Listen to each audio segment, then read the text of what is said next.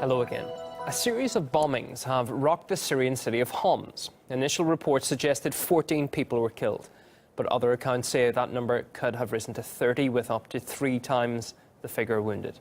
One of the blasts was caught on camera, and we can take a look at the dramatic footage now.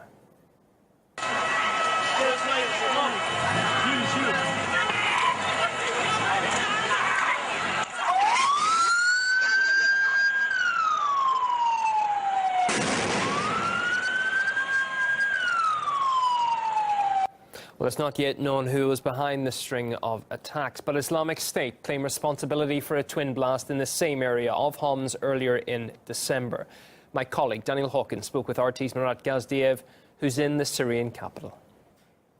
Early reports mentioned 2 VBIEDs. Those are very big improvised explosive devices. Those could be explosives stuffed into a truck, for example, into a minivan. And there were also reports of a suicide bomber who struck in the aftermath of the 2 main explosions. A double tap, as they're called, you know, to maximize casualties, to kill those who came to help, basically.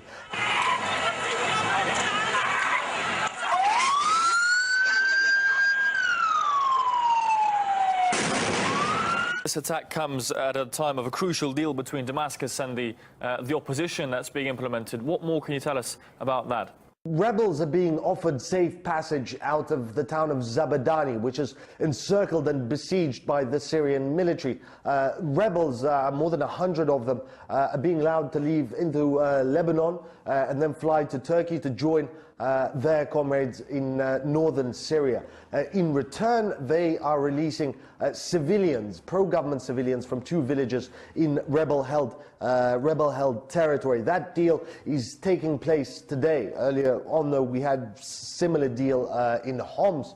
A lot of room to speculate whether this is a provocation, whether rebels are getting back at the government for the recent killing of Zaghir Aloush, who was a prominent jihadist leader here in Syria. The deal on swapping rebel fighters for Shia civilians that Murat was speaking about is now being implemented.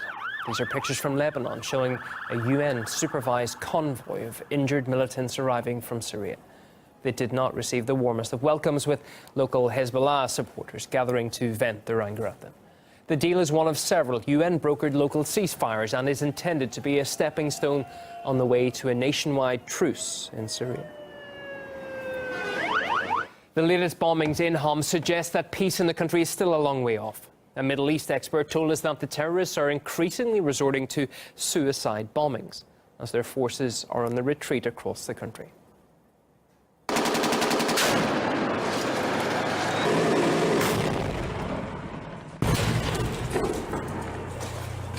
The momentum, especially ever since the Russian military intervention began, the momentum has been very much shifting in favor of the Syrian army and its allies when we speak militarily. Now, usually when the military momentum shifts in such a way, these armed groups or these terrorist groups usually resort to such acts like these terrorist suicide bombings. Homs is considered to be very symbolic for the armed opposition, considered to be a very important achievement. So the loss of Homs as well, that is a very big blow to the morale of the armed opposition in general. So I think what we could say is that the armed opposition or the terrorists are doing anything possible to make up for these losses which they have suffered very recently.